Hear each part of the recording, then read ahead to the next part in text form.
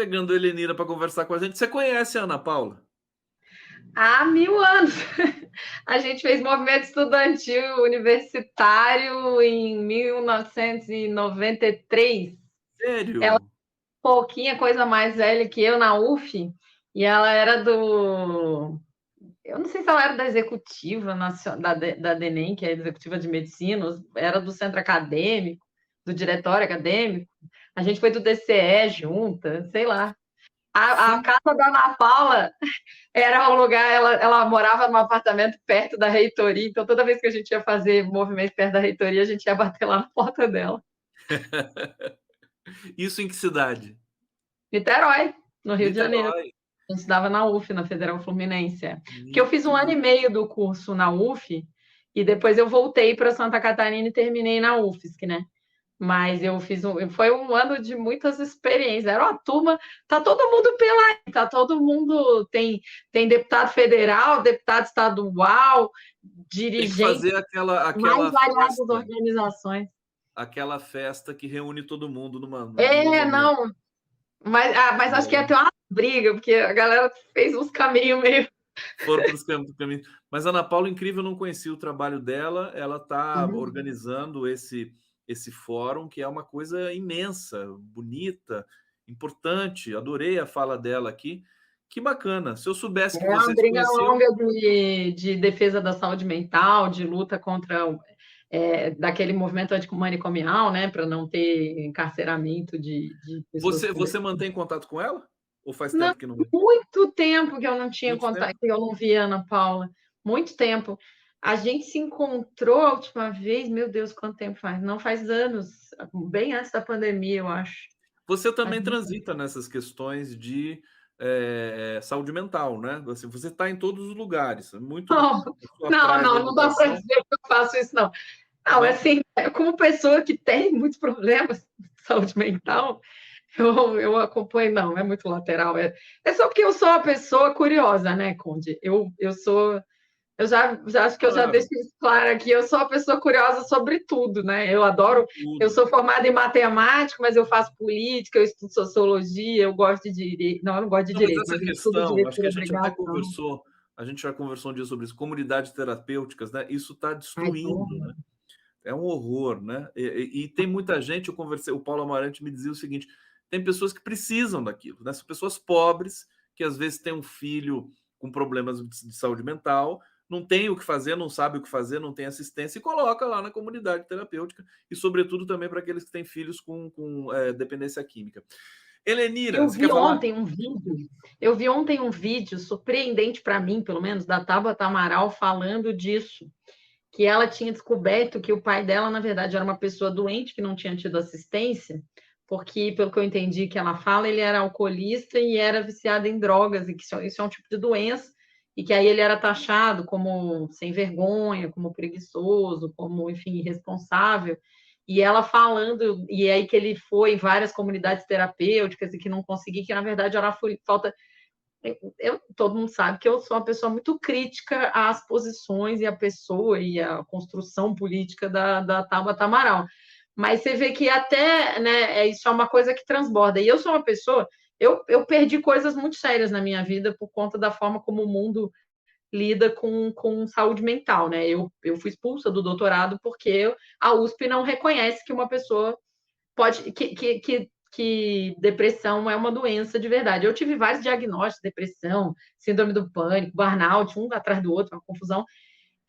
Mas foi isso que me tirou do doutorado e eles simplesmente disseram que eu não tinha direito a trancar a matrícula do doutorado porque estando doente com um atestado médico comprovado e depois eu estou sendo processada pelo instituto porque eu me afastei com salário e não cheguei a concluir, mas eu não concluí porque eu fui impedida pela universidade.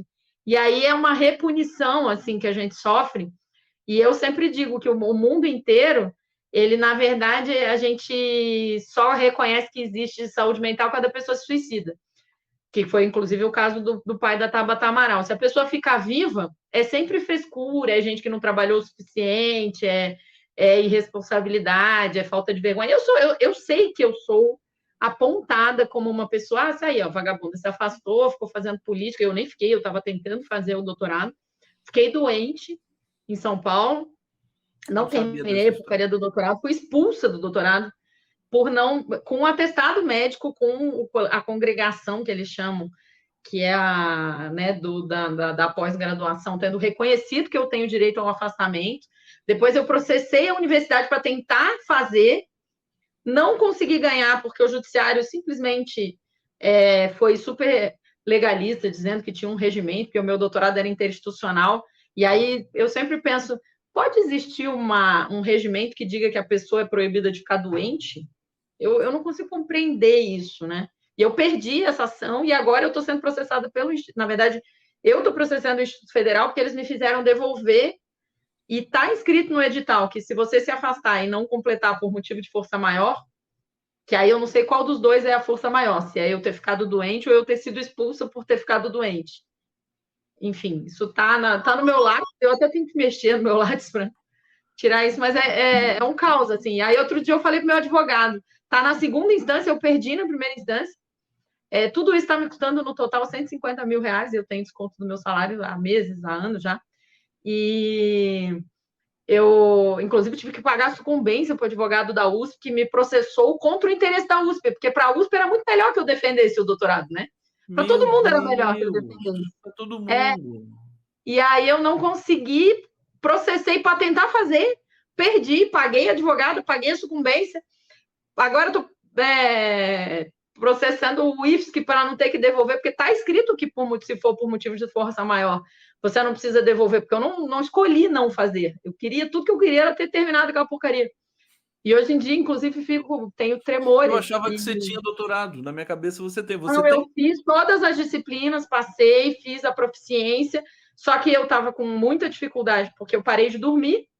E aí é engraçado que aí as pessoas dizem assim, não, mas chegaram a escrever num processo meu que a minha condição mental não me impedia de estudar. Agora, como é que uma pessoa que não dorme, porque eu não dormia nada na época, eu tenho um histórico de atendimento psiquiátrico aí por causa disso. Como é que uma pessoa que não dorme vai ler textos em inglês sobre engenharia mecânica e escrever sobre, e eles dizem, não, mas uma coisa tem nada a ver com a outra. Não existe correlação entre o fato da pessoa ter tido essa doença mental. É isso que o juiz alega. E que eu não consegui comprovar que o fato de eu estar doente atrapalhou eu escrever o texto de qualificação. Agora, como que uma pessoa faz trabalho intelectual sem dormir? Para mim, é difícil até ter que explicar isso. Como é que uma pessoa... Você já tinha denunciado isso antes? Ai, muitas vezes eu falo isso em vários lugares, até porque eu sou... Só que é muito difícil, Conde, sinceramente, porque eu sempre fui uma pessoa que teve Pelo contrário, eu sempre tive desempenho acadêmico muito alto. Para você ter uma ideia, eu passei em primeiro lugar no vestibular de matemática da UFSC, eu passei em primeiro lugar na minha seleção de mestrado, eu fui aprovada com 10 no TCC, eu fui aprovada com 10 estrelinha no mestrado, eu passei no doutorado em engenharia mecânica. Eu não sei se todo mundo tem noção, eu sou formada em matemática, eu fiz mestrado em educação e infância. Eu passei no doutorado em engenharia mecânica na USP. Eu fui a única que passou pela prova. Todos os meus outros 7 homens colegas, e existe uma questão de gênero bem pesada nessa história toda, passaram por currículo. E alguns deles também não eram engenheiros. Por exemplo, era da computação, tinha um que era da física. E eles também não passaram por 30 pessoas fizeram a prova. Eu fui a única que passei na prova. Aí eu entrei, eu passei em todas as disciplinas. Eu não sei se as pessoas têm noção do que é fazer projeto mecânico sem ser engenheiro, simulação sem ser engenheiro, termodinâmica avançada, né, que foram as disciplinas que eu fiz. Eu passei em todas as disciplinas. Passei na proficiência em inglês, que era uma proficiência que eles fazem provas na USP, que são sobre o tema. Então, por exemplo, o tema de redação que eu tinha que responder em inglês era nanorobôs autopropulsores. E eu consegui passar na prova. Só que eu estava doente, eu tive vários problemas. Meu pai morreu em 2012, eu entrei no doutorado em 2013, eu fiz as disciplinas ao longo do ano de 2013, e aí eu fui morar em São Paulo sozinha, sem os filhos, numa solitária que eu chamo, que era um cubículo menor do que esse quarto de hotel aqui, que eu ficava lá sozinha há muito tempo, numa universidade que adoece, porque o prédio da engenharia mecânica da USP, os banheiros femininos são fechados. As únicas mulheres que a gente vê são as secretárias, as únicas mulheres pretas que a gente vê são as moças da limpeza. Eles são fechados, desativados, é tudo homem, tudo de direita, uma coisa super complicada, era um lugar horroroso, assim. E eu ficava num laboratório que ele é super insalubre, assim, porque ele era um pedaço de um avião com umidade e umas mesas horrorosas, e era ali que eu tinha que trabalhar. Enfim. E aí, assim, então era muita opressão de gênero, com toda uma situação familiar horrorosa. Aí eu entrei num processo que a minha psicóloga disse, eu acho que você está num processo depressivo, porque eu parei de dormir. E aí eu fui num psiquiatra, não sei o quê, ele me deu o atestado, eu me afastei, voltei para casa para me cuidar. 2 meses depois, a USP me manda um e-mail dizendo que você está desligada do programa porque você não tem o direito de adoecer. Olha, a Nana Alves está dizendo aqui, Helenira, o que te faltou foi uma boa advogada. Enfim. A minha advogada foi uma merda. Eu não vou falar o nome dela aqui, mas eu disse para ela que ela tinha que questionar a existência do regimento. E ela resolveu questionar a aplicação, porque o regimento mudou 1 mês depois que eu entrei, ainda tem isso. É tão óbvio que esse regulamento não podia existir, porque na USP você não pode trancar a matrícula assim porque você quer. Você só pode se você apresentar a justificativa, e a justificativa é saúde, trabalho, e só. Você só pode pedir. E eu apresentei a justificativa, e o processo é horrível. Eu acho que ela foi muito ruim. Eu aceitei a indicação do advogado do sindicato aqui, lamento ter aceitado. Eu falei para ela, você tem que questionar a existência. E ela resolveu questionar o fato de que devia ser aplicada a mim ao novo regimento. Aí a USP alegou, e aí tem uma questão que eu não consigo entender, que é o seguinte, mudou, não faz muito tempo, que advogado de serviço público passou a receber sucumbência. Procurador de instância pública passou a receber sucumbência. Então, eles fazem de tudo para ganhar a ação, para ganhar a sucumbência. Não importa se a ação é de interesse da universidade ou não. Porque para a universidade não tem interesse de alguém não defender. Isso baixa os índices de avaliação do programa, por exemplo. E ele fez de tudo para eu não ganhar. E eles alegaram que tinham me mandado um e-mail que eu não respondi sobre mudar de regimento. Eu nunca recebi esse e-mail. E o e-mail eu não tinha mais acesso quando o processo foi aberto, porque eu estava desligado do programa. Enfim, é toda uma história muito bizarra da minha vida. Eu pouco falo disso. Helenira, olha, o pessoal, o seu relato aqui disparou um processo de outros relatos aqui. Imagino, porque a pós-graduação no Brasil é uma das coisas que mais adoece mentalmente. Todo mundo adoece mentalmente. Não, eu sei como é que é também isso aí. Olha, o Ricardo Marinho está dizendo, Helenira, não, isso aqui é uma coisa do Haddad, vou ler, já que eu pus aqui, agora essa do Haddad dar ok para a PEC 32, esse cara não precisa ofender o Haddad, assim, né, gente, fiscalista liberal. Nossa, calma que a Helenira vai comentar isso daqui a pouco aqui. Nana Alves, Helenira, o que faltou foi o advogado, eu já tinha lido. Fábio Cavalcante, Helenira, que história, viu? Te admiro muito, você deve escrever um livro sobre essa história de vida. Diego Moro Espírita, gratidão pelo seu testemunho, Helenira, garanto que ajudou muitas outras pessoas que passam pelas mesmas dificuldades. Alzeni Alves, quanto mais se acende socialmente, mais terrível o preconceito contra a mulher. Imagina no doutorado de engenharia mecânica. Onde só tem homem, né? Só tem homem. Japonês ainda. Grislene Rocha. Meu filho está passando por uma situação parecida na UFMG, numa graduação em engenharia. Angélica Figueiredo. A gente podia fazer um debate sobre isso aqui também, viu? Acho que é um tema que debate sobre a pós-graduação do Brasil. É muito recorrente. Angélica Figueiredo. Hoje, pessoas que me mandaram arrumar uma trouxa de roupa para lavar quando eu dizia que tinha depressão me pedem desculpa porque estão sentindo na pele o que é essa doença maldita.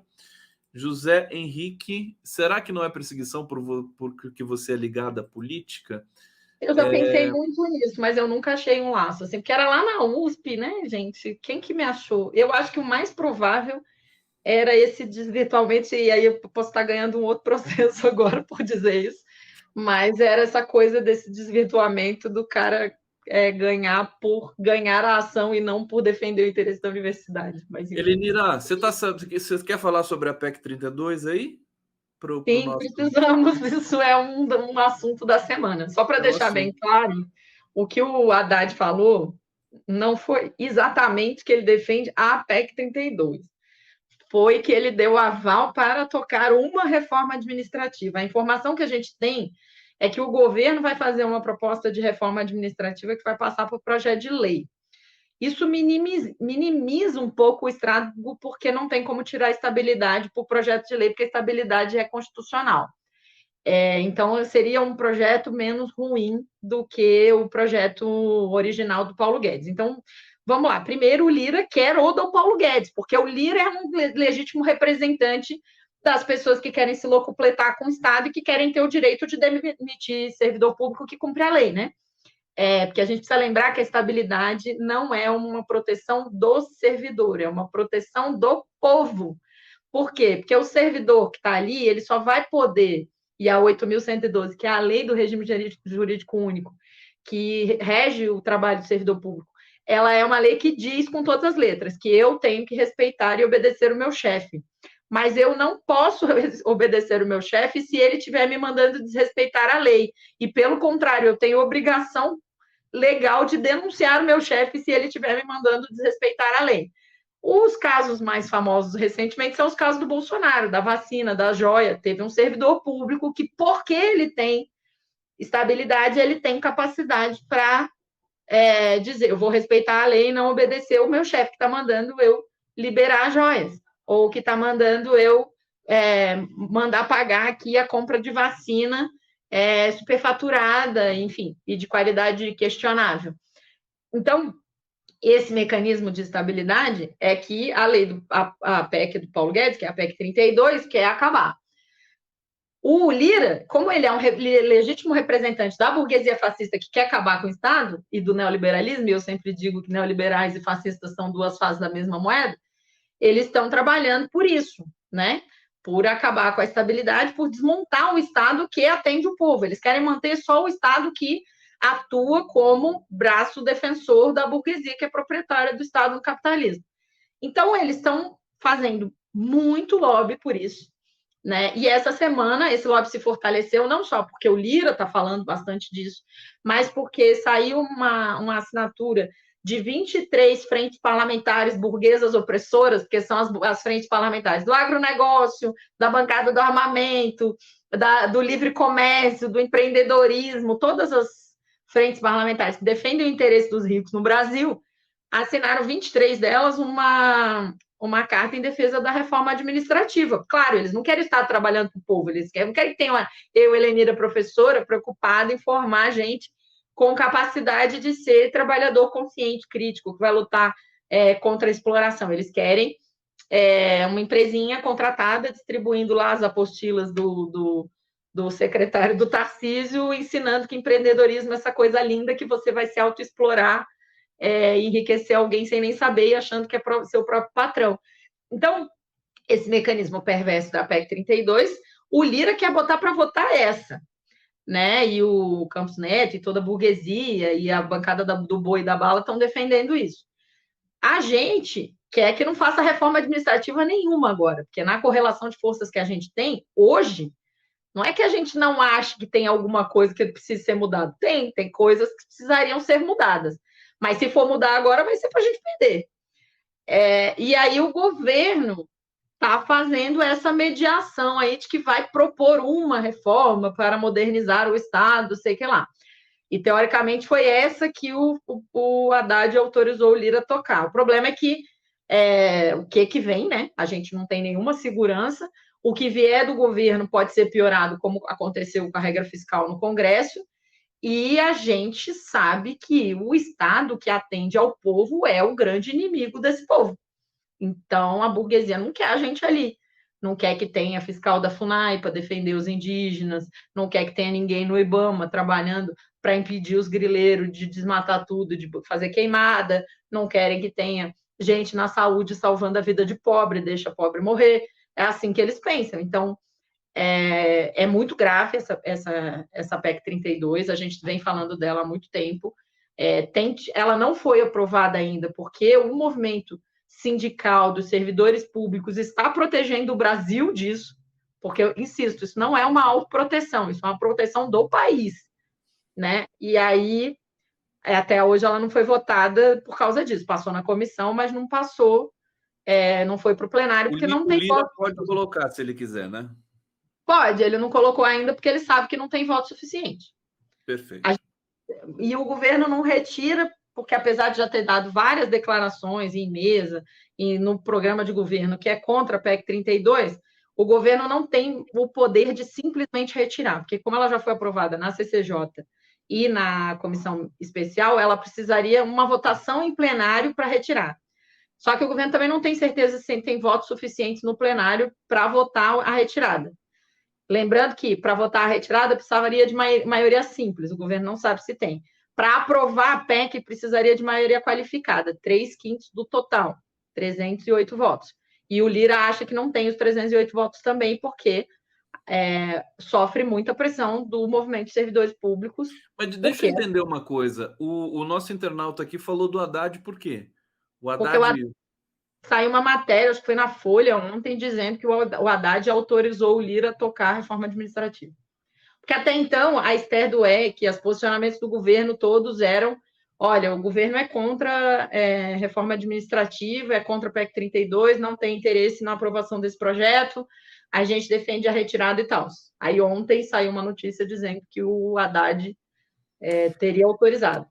Helenira, você é demais, Helenira. Você é demais, ela sabe os bastidores, ela vem aqui, conversa, papo reto. O Osias Carvalho tá falando aqui, essa aí é filha do Che Guevara. Nem, vou te contar, viu? Com a Helenira, nem sei se o Che Guevara conseguiria. Ô, Helenira, na luta...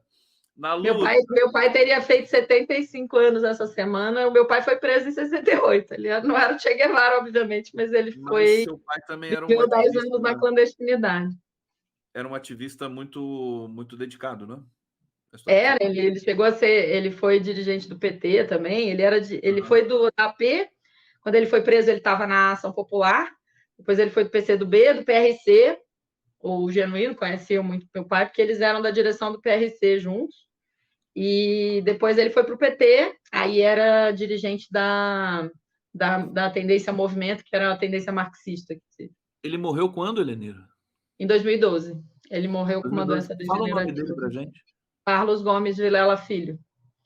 Ele foi preso no dia 19 de junho de 68, que foi uma mobilização que ficou conhecida como Sexta-feira Sangrenta, que foi a última mobilização antes da passeata dos 100 mil. Na passeata dos 100 mil, uma das coisas que eles defendiam era a soltura dos estudantes que tinham sido presos antes. Um dos estudantes era o meu pai, o outro era o Jean-Marc Van der Wint, que foi presidente da UNE, eleito em Ibiúna. Essa história você me contou uma vez. A história da Helenira é fantástica. Precisa contar de novo, precisa fazer livro e tudo mais. Helenira, você está em Brasília, né? Né? Você me disse aqui que é importante a rearticulação dos movimentos sociais. Conta pra gente como é que foi isso aí. A Helenira se ajeitou ali e o sinal caiu. Vamos ver se ela vai voltar. Atenção. Baita reunião que aconteceu ontem, tinha mais de 80 movimentos sociais. Eu travei por causa do telefone, que alguém me ligou aqui. Desculpa. Então, mais de 80 entidades de movimentos sociais, movimento negro, movimento antiproibicionista, movimento feminista, movimento LGBTQIAP+, movimento estudantil, movimento camponês, sindicalismo. Aí estava todo mundo, UNE, MST, vários sindicatos, várias centrais sindicais, muitos movimentos populares, movimento de população de rua, mais de 80 se reuniram. O que acontece? A gente tinha, até o ano passado, uma articulação desses movimentos que era a Frente Fora Bolsonaro, que reunia a Frente Povo Sem Medo, a Frente Brasil Popular e mais um monte de gente. Essa articulação, com a queda do Bolsonaro, ela se desfez.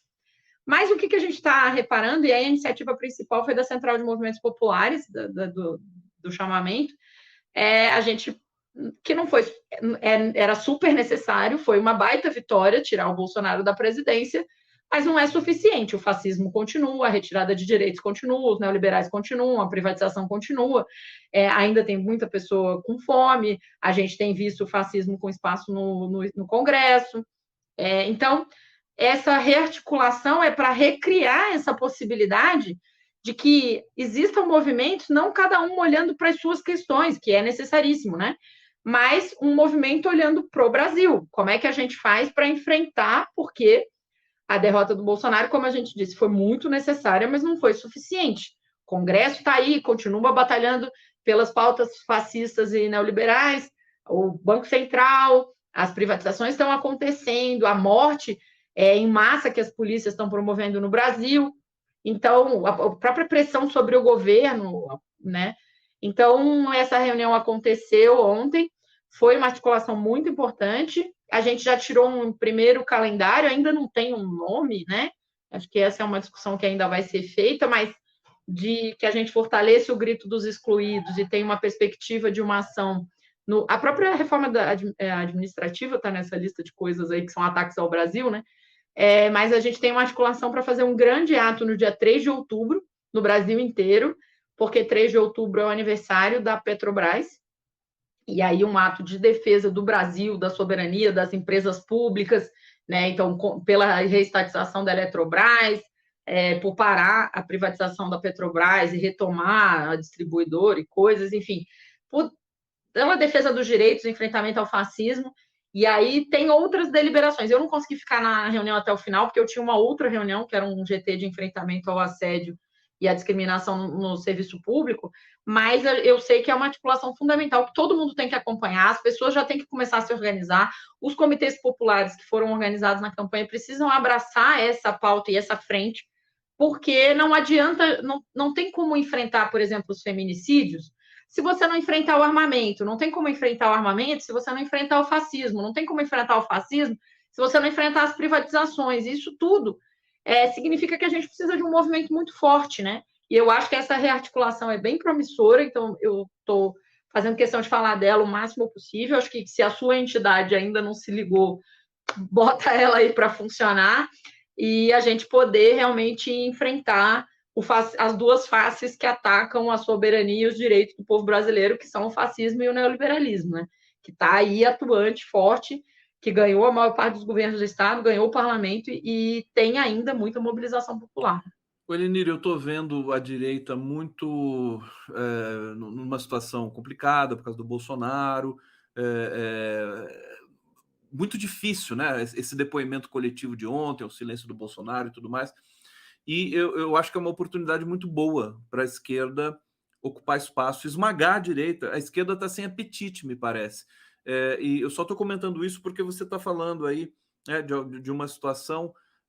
Antes de passar para você, querida Helenira, na luta, deixa eu pegar aqui comentários que ficaram para trás do nosso Giro das 11. O Júnior Lage, essa aqui, segunda-feira, os genocidas se encontraram em BH, tem uma foto de uma senhora de verde e amarelo fazendo sinal de arminha para o fotógrafo, vou enviar para a Daiane. Então, beleza, Júnior, a gente está esperando.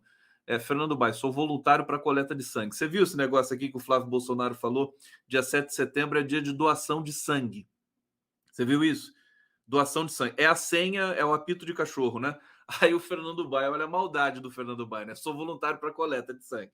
Bom, esperamos que não haja sangue, né? Nesse dia, não, pelo menos não nas ruas. Ricardo Marinho, Helenira, e agora essa do Haddad, isso aqui eu já tinha lido, né? A PEC 32. Paulo Paiva, se não houver estabilidade, cada governante que entrar demite todos e contrata seus amigos. Nunca mais haverá denúncias de corrupção. Obrigado, Paulo Paiva. Eu ia te pedir, você quer comentar aqui os comentários que eu li? Você quer fazer um comentário? É isso não? Mesmo. Deixa eu... Então vamos falar do marco temporal, porque nós tivemos ali a grata surpresa do Zanin votando contra o marco temporal. Como é que foi para você? Qual o detalhe, o destaque que você dá para esse tema?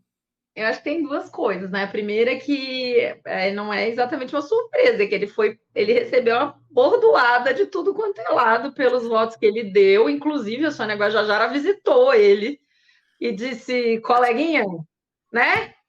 Se liga aí. Então, eu não sei, né? Eu não li, não sei se ele já tinha o voto pronto, se ele mudou, eu não tenho, não é informação, mas dá para perceber que todos os votos dele e outros vinham em outra linha, como um representante legítimo dos homens brancos ricos desse país. Ele tem votado tudo contra o povo, e esse foi um voto que ele não deu exatamente contra o povo. Ele sofreu bastante pressão, mas tem o seguinte, né? O voto dele é ruim ainda, porque ele é contra o marco temporal, que é o mínimo que se espera de alguém indicado pelo governo Lula, depois de tudo que aconteceu com os povos indígenas durante o fascismo do governo Bolsonaro e o golpismo do governo Temer, mas ele ainda escolheu defender a pior forma de indenização que foi proposta, que é a da linha do Alexandre de Moraes. Sim. O que é a indenização? É porque quando você transforma numa reserva indígena, se alguém tem título de propriedade de terra que fica dentro da reserva indígena, ele pode ser indenizado. O que já é estranho, porque a terra, né? Eu não sei se Deus demarcou a terra, mas até onde sabemos, a terra é de todo mundo, existe um processo de você ter propriedade. A gente sabe muito bem que a maioria dos latifundiários, eu não estou falando do pequenininho, do carinha que tinha um sítiozinho, não sei o que, não. Estou falando dos latifundiários, aqueles 2.000 que tem metade da terra agricultável do Brasil. Eles têm essa terra de duas maneiras, porque herdaram das capitanias hereditárias gerações após gerações, ou porque grilaram essas terras. Ou seja, tomaram ilegalmente, matando gente e falsificando documentos. Esse povo não devia merecer indenização nenhuma, né? Mas nem é assim que fazemos, né? Nem a reforma agrária, quando eles falam, não é assim. Oi. Desculpa de interromper, a gente está chegando no final, mas você sempre vem com tanto assunto. E eu tô pensando aqui no seguinte, que essa história do marco temporal é um assinte, quer dizer, porque na verdade devia ser o contrário, né? O homem branco europeu que tinha que provar qualquer coisa, não os indígenas, né? Os indígenas são já, por definição, os donos dessas terras, meu Deus do céu. Olha, 2 comentários aqui, né? Morei nessa época em Ibiúna, Mabile, Maria Pandori, fui ver os estudantes, escondido de todos, desde a época que me tornei revolucionária. Carlos Eduardo Lessa, Helenira, sugiro que você procure prerrogativas. O Conde conhece todos lá. Sorte para você. Com certeza. Helenira, antes de terminar, deixa eu te perguntar. Não tenho mais recursos, não é nem recurso financeiro, não tenho direito a recursos legalmente. Eu gosto tanto dessa foto sua aqui.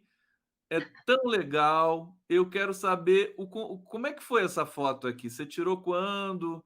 Fala para gente terminar. Conde, você está ficando tanta já, Conde. Foi você que deu print nessa foto num dia que eu estava no ar aqui, Conde.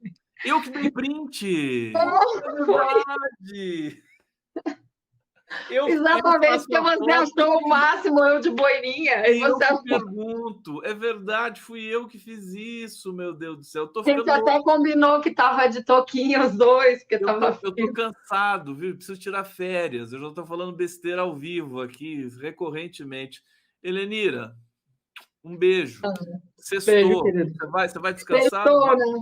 Eu volto para casa de noite. Ainda tem mais 2 agendas aqui, além de fazer o relatório do plantão. Volto para casa de noite. Espero descansar um pouquinho. Amanhã, semana que vem, vai ser pauleira também, porque tem que fazer trabalho de base. Vou para o interior de Santa Catarina. À noite. Volto para Florianópolis. E você vem aqui semana que vem? Você vai vir na terça, como a gente combinou? Terça eu vou para Chapecó, Xanxerê, São Lourenço do Oeste, no interior de Santa Catarina, no Velho Oeste catarinense. E aí volto para Chapecó e vou para Porto Alegre fazer trabalho de base. Você vai vir quando, então, semana que vem? Sexta, de novo? Não, para Brasília eu volto, acho que é dia 18, é daqui a 3 semanas. Se nada aparecer, mas tem aparecido, né? O governo anda animado. A gente alinha pelo Zap lá, viu, menina? Tá bom?